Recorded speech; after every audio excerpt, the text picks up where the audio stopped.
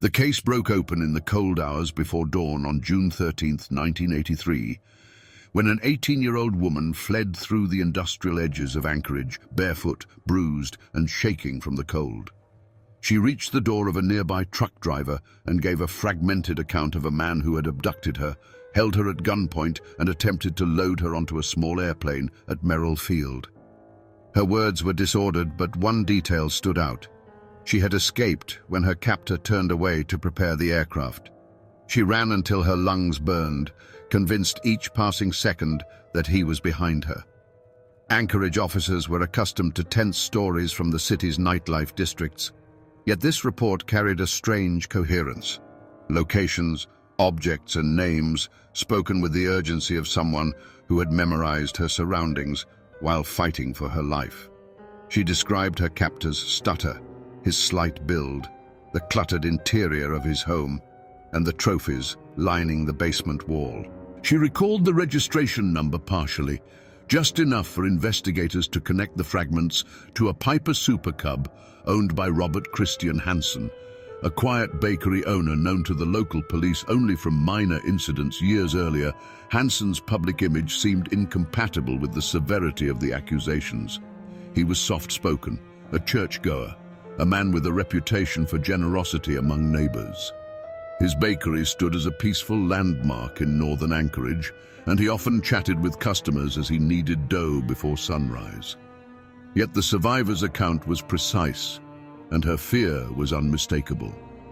Detectives drove to Hansen's modest house on Old Harbor Road, a place that sat low against the gray sky, its windows dark, its yard neat to the point of sterility.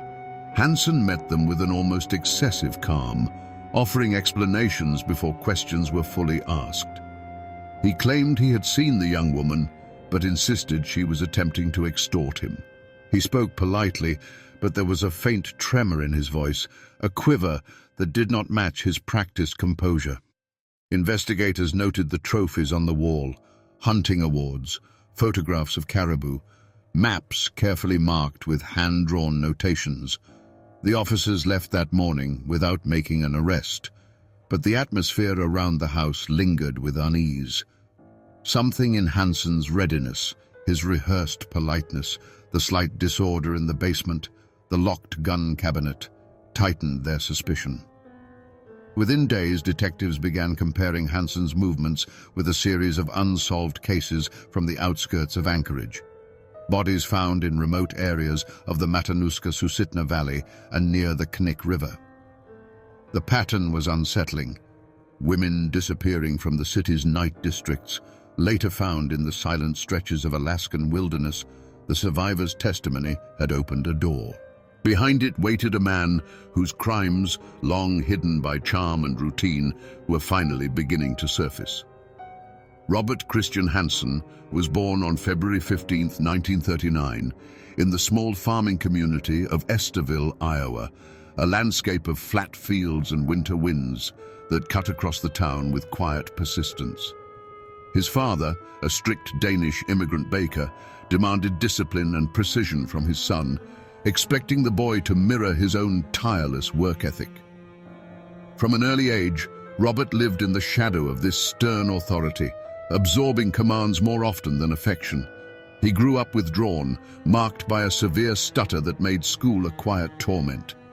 Words caught in his throat, forcing him into long pauses that drew the attention of impatient classmates.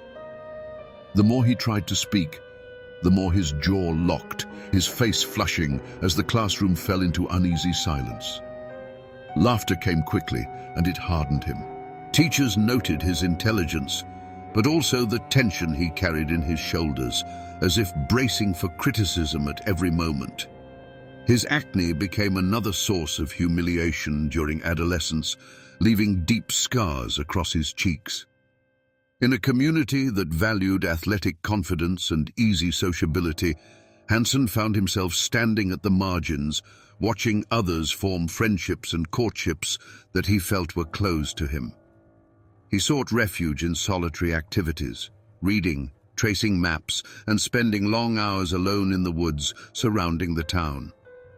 Hunting became his one domain of competence, a place where silence was not a weakness, but a necessity. The precision his father demanded in the bakery translated naturally into marksmanship.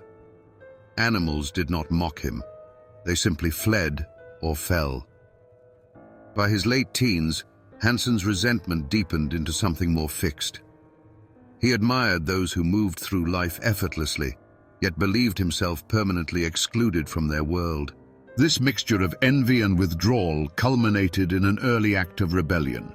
In 1957, he enlisted in the U.S. Army Reserves. Seeking structure and distance from home, military life gave him order, but not belonging. Fellow recruits found his speech and nervous demeanor difficult to engage with. He completed service quietly, unnoticed. Returning to Estherville, Hansen took a position as an assistant in his father's bakery. The small-town routines pressed on him, stirring the old resentments. In 1960, at age 21, he was involved in an arson incident targeting a local school bus garage. A deliberate act, later interpreted by psychologists as misplaced retaliation against the peers and institutions that had humiliated him. He received a 3-year prison sentence, though he served less due to good behavior. Prison sharpened his sense of invisibility and grievance. He kept to himself, reading and planning a future far from Iowa. When he was released, he married briefly, but his marriage faltered under the weight of his temper and instability. By the mid-1960s, Hansen sought a new beginning and set his sights on Alaska, a place where isolation was a way of life and a man could build his own identity from the ground up. There, in the vast quiet of the North, his skills as a hunter and his desire for reinvention would converge in ways no one yet imagined. When Robert Hansen arrived in Anchorage in the late 1960s, the city was transforming. An isolated frontier town swelling into an oil-driven hub where newcomers blended easily into the shifting streets. Hansen opened a small bakery on 9th and Ingra, worked long hours, attended church, raised a family, and built the appearance of a steady, industrious citizen. Beneath that facade, however, something older and more corrosive had settled into place. The conviction that he could reshape the balance of power that had haunted him since childhood. Throughout the early 1970s, reports circulated of women disappearing from Anchorage's night districts. Dancers, waitresses, young women who drifted through the transient corners of the city. At first, the cases were treated as isolated incidents, part of the instability that came with a rapidly growing oil town. Hansen was not yet a suspect. His hunting trophies were admired, and his skill with a rifle earned him local recognition. Few imagined that the same quiet man was beginning to test the boundaries of violence far from the reach of the city's lights. His first confirmed homicide traces back to 1973, though investigators would later suspect that his crimes began earlier that year. The body of an unidentified woman, later designated Eklutna Annie, was found buried in a shallow grave near a power line in the remote area east of Eklutna Lake. She had no identification, no records, and no one came forward to claim her. The site was silent, the surrounding woods dense and indifferent. Detectives could not connect her to any local missing person reports. Anchorage at the time saw a constant movement of new arrivals. Her case went cold quickly, filed as one of several unexplained disappearances. Hansen continued to perfect the rhythms of an unremarkable life. He baked through the early mornings, visited neighbors, and took pride in his role as a father. Yet he spent increasing hours alone in the wilderness, flying his Piper Super Cub over riverbeds and remote ridges, charting areas where no one would accidentally wander. The solitude deepened something inside him, a belief that these uninhabited spaces belonged to him and that those he brought there were removed from the world's notice. In 1975, another woman's remains were discovered near the Nick River, partially concealed beneath layers of soil and moss. She remained unidentified for decades. The pattern was almost imperceptible at the time, Women taken from Anchorage's nightlife corridors, transported far into the wilderness, and left in places where the landscape erased all traces except bone. The crimes drew little public attention. Many of the victims were transient or unrecorded, and the connection between their disappearances lay buried under the anonymity of Alaska's vast terrain. By the late 1970s, Hansen's confidence had hardened into routine. He had learned the timings of the city, when certain neighborhoods grew quiet, when police patrols changed shift. He understood how the wind masked sound in the valleys north of Anchorage, how snow preserved footprints, but also concealed them.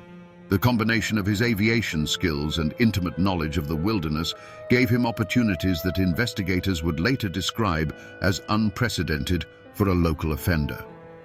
Within this growing sense of control, the first phase of Hansen's murders took shape. Quiet, concealed, and nearly invisible.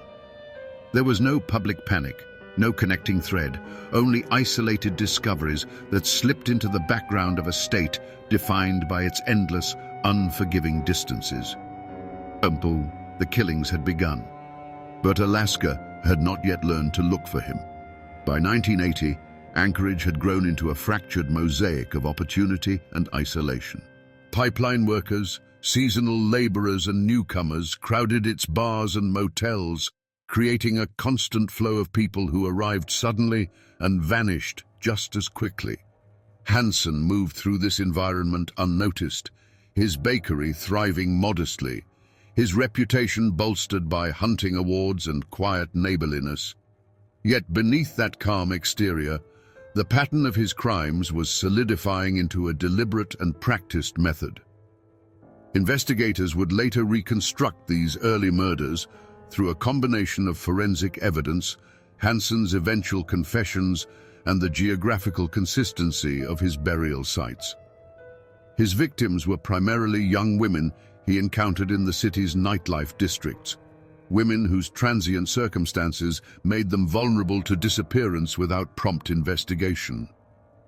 He approached them with a practiced politeness, offering rides or companionship, presenting himself as a harmless, stuttering man who seemed almost shy.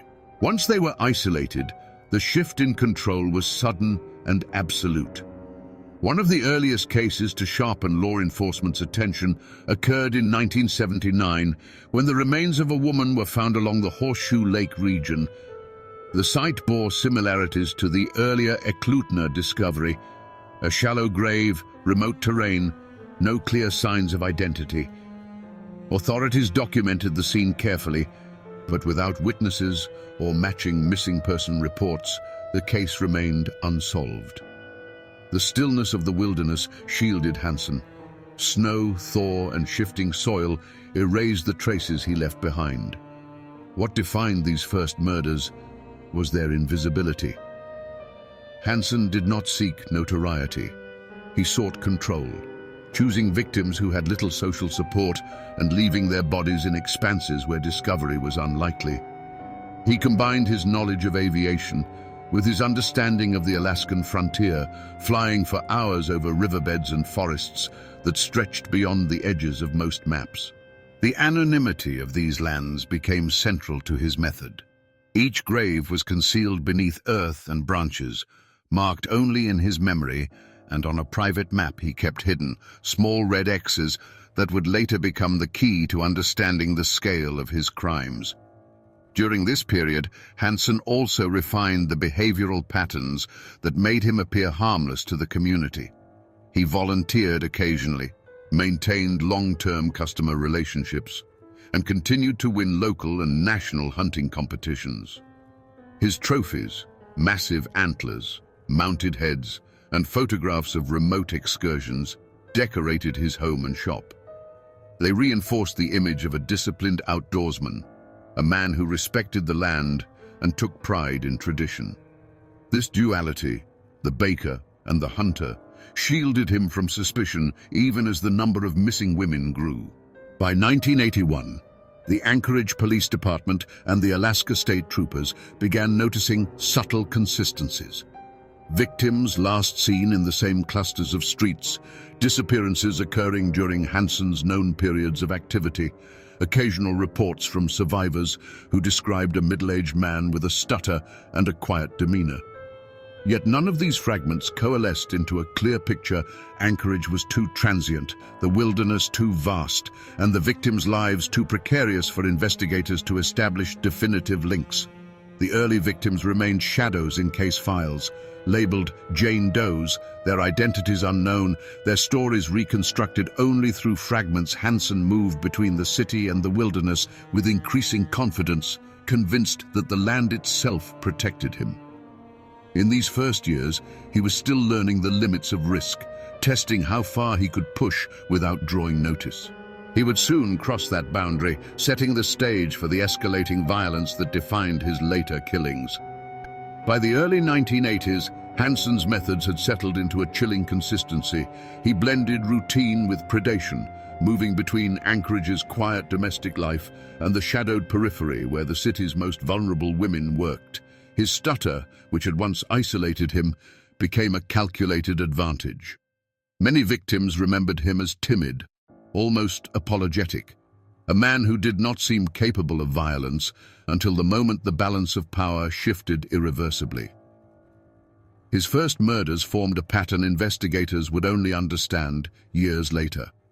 Abduction, transport to a remote location, and burial in places chosen with a hunter's precision.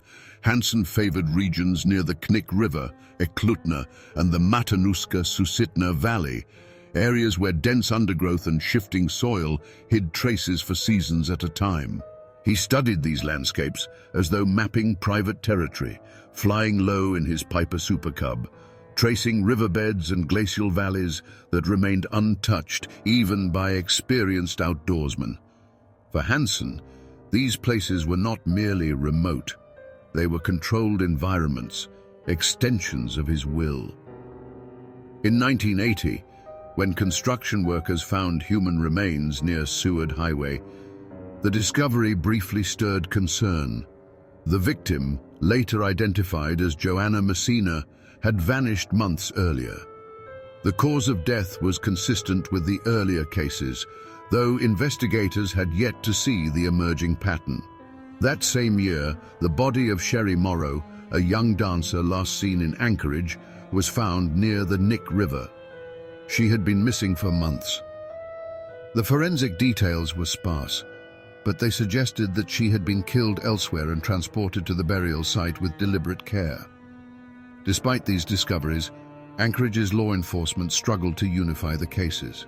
Alaska's vastness created its own form of concealment. Many disappearances were attributed to accidents, harsh weather, or the transient nature of the city's population. Hansen seemed almost to anticipate these blind spots. He continued to run his bakery, adjusting his routine subtly around his crimes. He hunted legally in the fall, participated in community events, and tended to his family life with mechanical consistency. Nothing in his outward behavior suggested the violence that defined his nights. The victims of these first years often left behind only faint imprints, names recorded in missing person logs, fragments of testimony from acquaintances, and the scattered objects found near their graves. Hansen selected them, not because they were nameless, but because society considered them unanchored. Their disappearances, he believed, would go unnoticed long enough for winter and wilderness to erase the rest. One of the most telling indicators of his growing confidence came in the form of meticulous record-keeping. Hansen began marking specific sites on his privately kept aviation map, a detailed chart where landscapes were transformed into coordinates of control. Each red X stood for a burial location, a personal catalogue of his crimes that he guarded with a collector's secrecy. This map would later become the most damning physical evidence linking him to the earliest murders. By 1982, the number of missing women connected to Anchorage's nightlife district had grown large enough that investigators quietly discussed the possibility of a serial offender, though no suspect emerged. Hansen remained invisible, part of the city, respected in his small circle, unnoticed in others. The duality of his life allowed him to drift between two worlds without drawing suspicion. In these first murders, Hansen established not only his method, but also the psychological framework that would define the full arc of his crimes, a belief that the wilderness was his domain, and that within its silence, no one could challenge the narratives he imposed on those he chose to hunt. The escalation that followed would finally pull the city, and eventually the nation, into the shadow he had constructed in the northern frontier.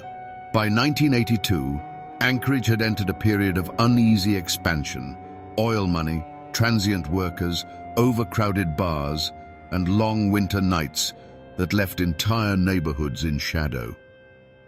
Within this shifting landscape, Robert Hansen's crimes grew bolder. He had refined his method over nearly a decade, and now he acted with the confidence of a man who believed his environment would shield him. The wilderness remained his silent accomplice, and the city's constant movement ensured that missing person reports blended into a background of impermanence. Throughout this period, Hansen selected victims with calculated precision. He targeted women who worked in Anchorage's transient nightlife districts, places where patrons rotated weekly and acquaintances changed with every shift. His approach remained deceptively gentle. A soft voice, a stutter that suggested harmlessness, an offer of money or a ride. Those who accepted found themselves disarmed by his apparent politeness, unaware of the learned patterns beneath it. Investigators later documented that Hansen's activities surged significantly between 1982 and 1983, the most active period of his killing career. During these months, multiple women disappeared from Anchorage's 4th Avenue corridor, each last seen entering a car or speaking to a quiet man who fit Hansen's general description.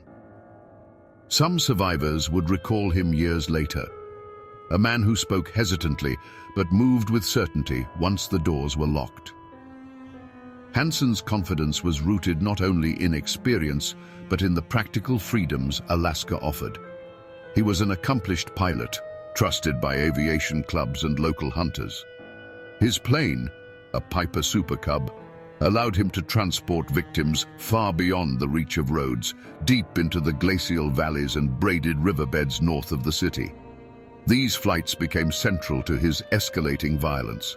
He stored survival gear in the aircraft's small compartments, along with tools he selected with methodical care. The wilderness was no longer just a burial ground, it was the stage for the control he sought. Several later identified victims disappeared during this period, including Sue Luna, Paula Goulding, and Tamara Pedersen. Their families struggled to obtain answers, often met with the limitations of resources and the harsh reality that Alaska's vastness made searches nearly impossible. Meanwhile, Hansen maintained his facade of domestic normalcy. His bakery remained active, and he continued to win hunting awards, including a featured listing in national sportsman circles for impressive bow hunting achievements. The investigation into missing women grew more focused by mid-1982, when troopers connected the cases of Morowan Messina with new disappearances that followed similar patterns. Yet, without a clear suspect, progress remained slow. Anchorage's police departments were strained by high crime rates and limited coordination between agencies. Hansen's silence, his steady routines, and his outward conformity gave the impression of a man anchored firmly in community life. During this escalating phase, Hansen also began revisiting certain remote sites, places he had previously marked mentally and on his secret map. These locations reflected a disturbing familiarity. He recognized the bends in the riverbeds, the fallen trunks, the glacial silt that preserved footprints. His growing ease within these landscapes made him increasingly efficient. He relied on weather patterns, anticipating snowfalls that would hide traces, and observed how seasonal changes affected visibility along riverbanks. By late 1982, a quiet but undeniable pattern had emerged in investigative circles. Detectives noted that the victims shared similar backgrounds, vanished near the same clusters of blocks, and were later found, or suspected to be found, in comparable remote areas. The evidence was thin, but it pointed toward a single offender with both the knowledge and the logistical capability to transport victims far from Anchorage. Was Hansen, secure in his double life, remained convinced that no one could reach him in the quiet spaces where he held absolute control. The turning point in Hansen's escalation came with the death of Horseshoe Harriet, later identified decades afterward as Robin Pelkey. Her remains were discovered in 1984 near Horseshoe Lake, but investigators determined she had been killed during Hansen's most active period, likely in 1983. Her case reflected the precision that defined his later crimes: site selection, isolation, and the meticulous concealment of any objects that might provide identity. The area where she was found was reachable only through dense brush and narrow game trails, the kind Hansen navigated with ease. Meanwhile, law enforcement quietly intensified efforts to link the disappearances. Troopers from the Alaska State Crime Lab began reviewing old case files, noting similarities in wound patterns, burial methods, and geographic distribution. The connection between the Nick River region and the missing Anchorage women grew increasingly difficult to dismiss. Still, Hansen avoided suspicion. He had ingratiated himself with the local community, attending church, hosting hunters, and maintaining a reputation as a mild-mannered family man. At home, he preserved trophies of a different kind. The walls displayed mounted caribou and moose heads. The basement held neatly arranged hunting equipment. Yet hidden among these objects were items belonging to several victims: jewelry, clothing, small personal effects carefully kept out of sight. These objects served not as mementos in the traditional sense, but as markers of control, quiet confirmations of the narratives he had imposed on those who vanished into the northern landscape. During this time, Hansen also adapted his methods to avoid detection. He varied the times he visited Anchorage's nightlife areas and changed the routes he used to reach secluded locations. He chose nights with favorable weather and reduced law enforcement presence. His routines were precise. If he sensed hesitation or resistance in a potential victim, he withdrew and returned another night. The escalation was deliberate, not impulsive. Several victims from 1982 to 1983 were later identified through Hansen's own confessions and the recovery of bodies marked on his aviation map. These included Cindy Paulson's predecessors, women who had not escaped. Their stories emerged piece by piece from burial sites scattered across the Susitna Valley. The locations reflected Hansen's intimate knowledge of terrain: bends in the river where currents slowed, ridges that shielded sound, groves where snow accumulated early and melted late. His understanding of these features allowed him to move through the wilderness with the precision of a seasoned guide. As the disappearances accumulated, investigators noted an unsettling trend. Bodies were found in increasingly remote areas. Hansen seemed to be pushing further into the wilderness, seeking places so isolated that discovery might never come. This shift suggested rising confidence and a belief that he had mastered both the environment and law enforcement's blind spots. He showed no signs of slowing, no change in his outward life, no cracks in the persona he presented to Anchorage.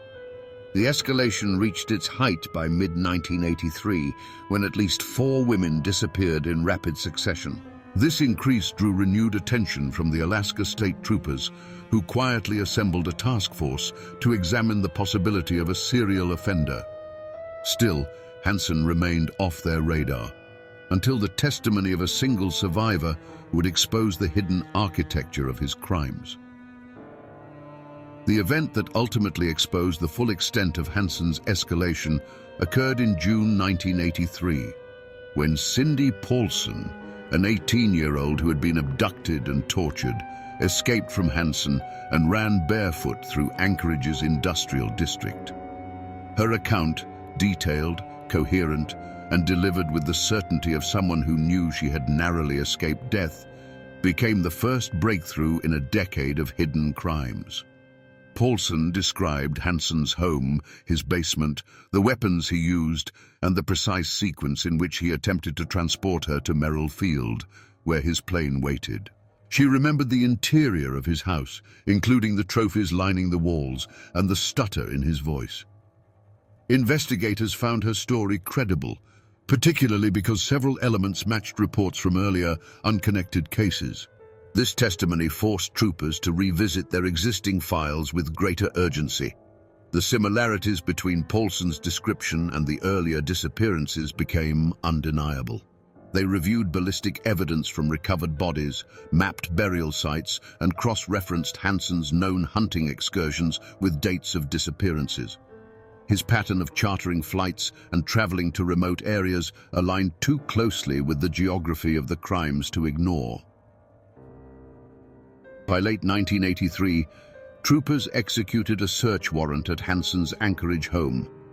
The atmosphere inside reflected the duality he had cultivated: domestic order on the surface, and beneath it, the unmistakable presence of trophies kept from his victims. Investigators recovered jewelry, clothing, and other items linked directly to missing women. Most critically, they discovered Hansen's aviation map, covered with small hand-drawn red X's. Each mark corresponded to a burial site later confirmed by forensic teams. As the full scope of his escalation came into view, investigators understood that Hansen had operated with extraordinary mobility. His hunting skills, aviation experience, and decades-long familiarity with the Alaskan wilderness had allowed him to create a network of burial sites spanning the region north of Anchorage. Many were so remote that they would never have been found without his confession. Hansen was brought in for interrogation.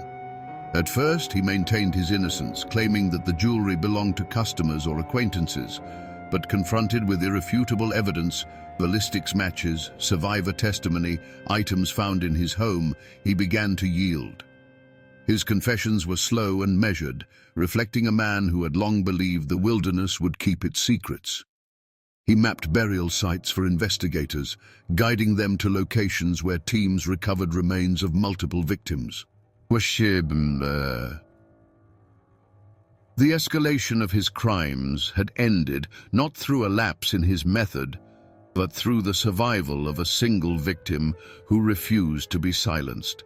The wilderness that had concealed his acts for years was finally forced to give up its dead. With the map revealed and the bodies recovered, the investigation shifted toward assembling the full chronology of his crimes, an undertaking that would expose the breadth of violence he had hidden beneath the quiet facade of a baker and hunter in the northern frontier. The investigation that followed Cindy Paulson's escape unfolded with a precision that reflected both urgency and restraint. The Alaska State Troopers, led by investigators familiar with the quiet brutality of frontier crime, approached the case with the understanding that missteps could allow a seasoned offender to slip back into the anonymity he had cultivated for more than a decade.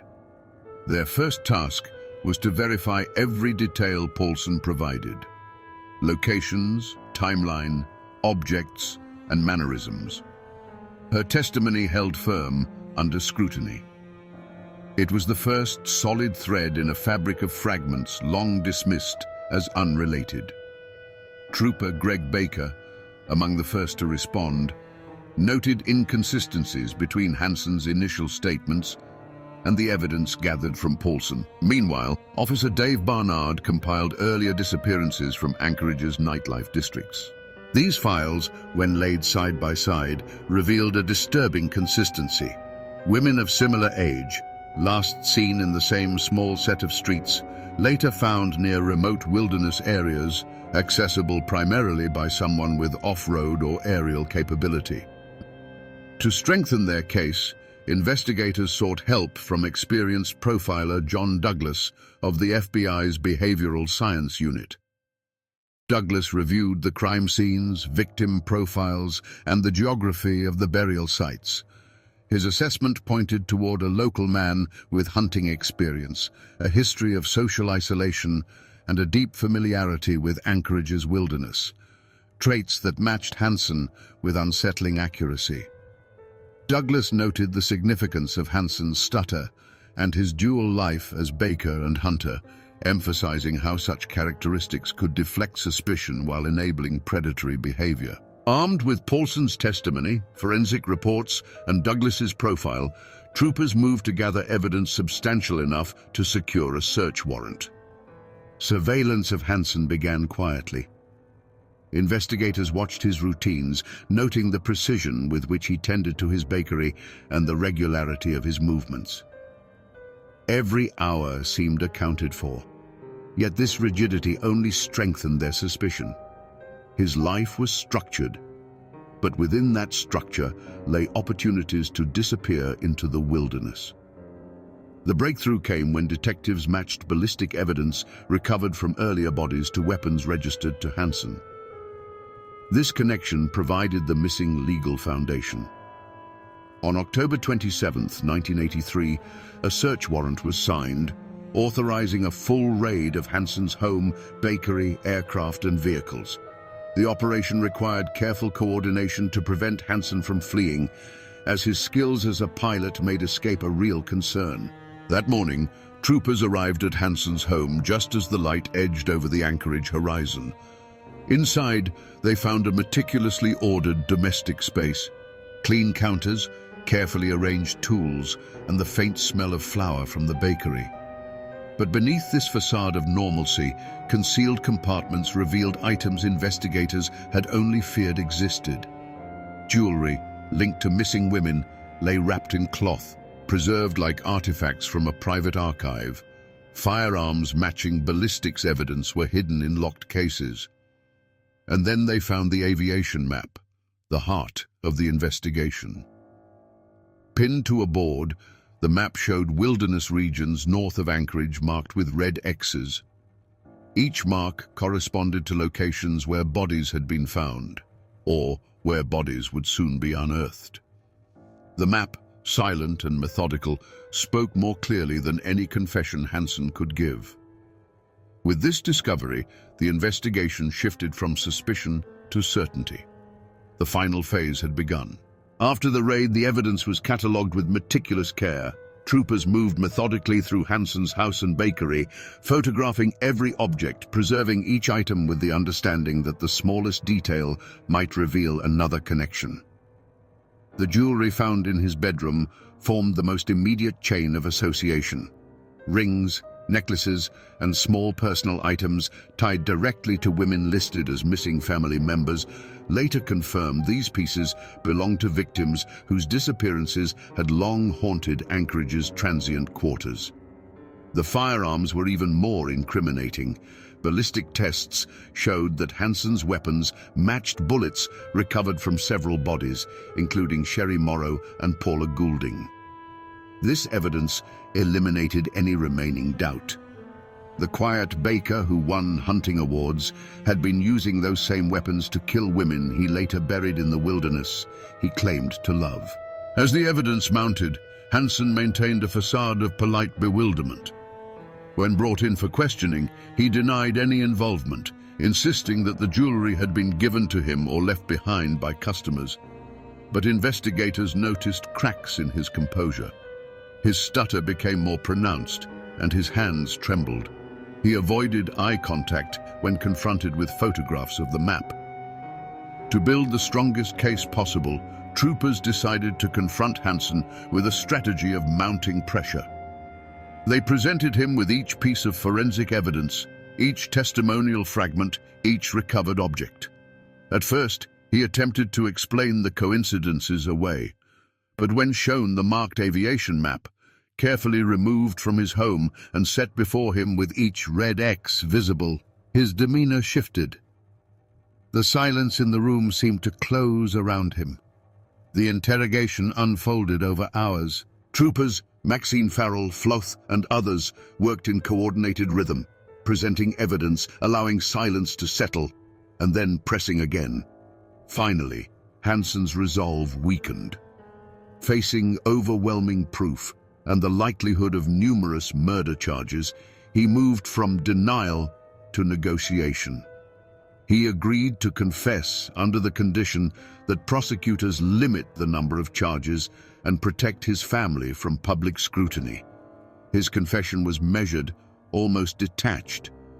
He spoke of the women he abducted, describing not emotions but logistics, routes, locations, distances. He referred to the wilderness in the same tone a hunter uses to describe familiar trails. His recollections matched the red X's on the map with unnerving precision. In several cases, he provided details that only the killer could know. Troopers recorded every word, aware that the accuracy of his memory would guide recovery teams. As confession turned to cooperation, investigators prepared for the next phase, a systematic effort to locate, exhume, and identify the victims buried across Alaska's northern frontier. Snow had already begun to settle in parts of the Susitna Valley, and time was limited.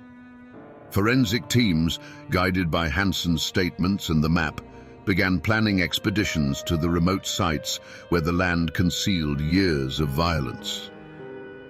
For Anchorage, the revelation was seismic. The quiet baker with the soft voice had hunted people with the same patience and precision he once reserved for wildlife. The city, long accustomed to the harshness of the frontier, struggled to comprehend that one of its most trusted faces had been the architect of its darkest crimes. The aftermath of discovery had only begun. The land would soon be asked to surrender the dead it had kept buried in silence. When recovery teams set out toward the locations marked on Hansen's map, they entered terrain shaped by glaciers, riverbeds, and dense forests, places where time moved differently and silence carried its own weight. Guided by troopers and forensic anthropologists, they navigated remote regions near the Knik River, Eklutna, and the Susitna Valley, often traveling by helicopter and hiking the remaining distance on foot. These expeditions required endurance. The weather shifted unpredictably, and the ground alternated between frozen crust and deep mud. The first sight confirmed Hansen's accuracy. Beneath shallow layers of soil and moss, the team uncovered human remains that matched his description. The skeletal fragments bore the hallmarks investigators had seen before: careful placement, minimal disturbance, and burial in locations selected for their obscurity. Over the following weeks, additional sites yielded more victims. Some were identified through dental records, others remained unknown for decades. Among those recovered were Horseshoe Harriet, later identified as Robin Pelkey, and several women who had disappeared during the most active period of Hansen's crimes. Each recovery offered closure to families who had waited years for answers, but also deepened the collective understanding of how thoroughly Hansen had concealed his acts beneath the rhythms of ordinary life. As the remains were brought back to Anchorage, forensic teams worked tirelessly to document every detail. They processed bone fragments, clothing remnants, and any object that could assist in identification. The state lab, long accustomed to cases shaped by Alaska's unforgiving geography, faced workload demands unlike anything in its history. Troopers coordinated with medical examiners, prosecutors, and national experts to ensure that each victim received proper analysis. Meanwhile, Hansen's case moved toward formal charges. The breadth of the evidence, ballistics matches, recovered items, confessions, and the map left no room for defense strategies. Prosecutors focused on a select group of murders and abductions to secure the maximum possible sentence under Alaska law. They were mindful of Hansen's demand to shield his family from media exposure, but they did not allow negotiation to diminish accountability. Hansen's crimes represented one of the most extensive serial murder cases in American history, and the legal response had to reflect that scale. Public reaction in Anchorage was a mixture of shock, grief, and introspection. The city, accustomed to the unpredictable dangers of the frontier, had not imagined that one of its most unassuming residents had exploited that very environment to commit years of hidden violence. Newspapers documented each phase of the investigation, though many details were withheld to protect the integrity of ongoing recovery efforts. By early 1984, with confessions complete and victims located, prosecutors finalized the charges. Hansen would stand before the court not as a baker, hunter, or neighbor, but as a man whose double life had left deep scars across Alaska's landscape and history. The investigation, meticulous and unrelenting, had stripped away the facade he had crafted for decades. The city waited for the trial, aware that the final act of this case would bring both closure and a darker understanding of the wilderness that surrounded them. A land that had concealed Hansen's crimes and now bore witness to their unveiling. On February 18, 1984, Robert Hansen entered the Anchorage courtroom with the same restrained posture he had maintained throughout the investigation. The proceedings drew quiet crowds. Families of victims, reporters, and residents who had struggled to reconcile the polite baker with the man whose map had revealed a decade of concealed violence across Alaska's wilderness. The atmosphere was not sensational, but solemn, shaped by the gravity of the evidence and the still ongoing process of identifying the dead. Hansen faced multiple charges, 4 counts of murder, along with abduction and assault charges supported by overwhelming forensic and testimonial proof. Prosecutors chose these specific counts strategically. Alaska law allowed for a sentence that would ensure Hansen never walked free, without requiring trials for each of the many victims he had marked on his map. His earlier negotiations had secured limited public exposure for his family, but no leniency in sentencing. When the charges were read, Hansen spoke softly, his stutter more pronounced than during earlier interrogations. In a measured voice, he entered his pleas, guilty. The courtroom remained still as the judge reviewed the evidence. The recovered bodies, the ballistic matches, the confessions, and the map, whose red X's had guided investigators to isolated burial sites north of Anchorage. The judge emphasized the deliberate nature of Hansen's crimes, the planning, and the years he had operated without detection.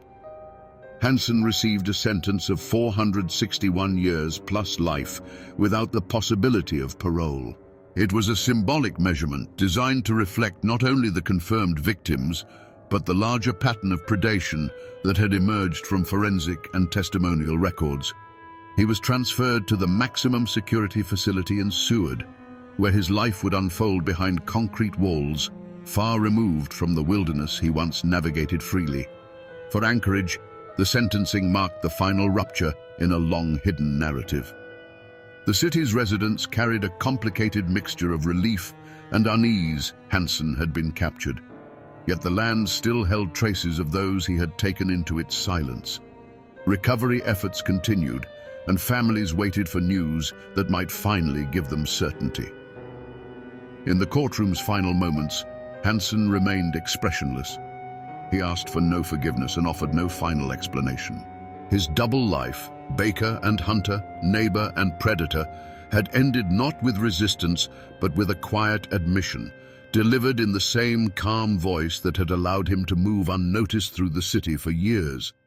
Following his sentencing, Hansen began serving his term at the Spring Creek Correctional Center in Seward, a high-security facility surrounded by steep mountains and cold ocean winds. The environment was starkly different from the remote expanses he once treated as private hunting grounds. In prison, routine replaced freedom, and isolation, once his chosen ally, became a permanent condition.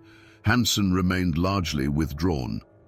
Guards noted his quiet demeanor, his tendency to avoid conflict, and his adherence to predictable patterns. He spent time in the library, occasionally worked small prison jobs, and spoke rarely about his crimes. When questioned by officials or researchers, he gave answers that were logistical rather than emotional: distances, routes, tools, weather. He described actions, not motives. Psychologists who studied him noted the same guarded detachment that had defined his life in Anchorage. Meanwhile, outside the prison walls, investigators continued to work through the aftermath. Families received long-delayed confirmations as forensic teams identified remains recovered from Hansen's burial sites. Each identification brought both closure and renewed grief as the scale of his violence became clearer with every name restored to the record. Some victims, however, remained unidentified for decades, reminders of the profound distances and anonymity that Alaska's wilderness could impose. Hansen's health declined gradually in the early 2000s. Chronic conditions required repeated hospital transfers from Seward to Anchorage. On August 21, 2014, at the age of 75, he died in the Alaska Regional Hospital. The announcement, issued quietly by state authorities, marked the end of one of the most extensive and haunting criminal cases in Alaska's history. There was no public funeral and no broad memorial. His passing was acknowledged briefly in newspapers, framed by summaries of his crimes and the decades-long investigation that had brought them to light. For the families of victims, his death carried a muted finality. Justice had long been served, but the losses remained. Anchorage moved forward, reshaped by its memory of the case. The city that once struggled to recognize a predator in its midst became more vigilant, more aware of the vulnerabilities that accompany rapid growth and vast, uncharted landscapes. Hansen's story endured not through myth, but through documentation.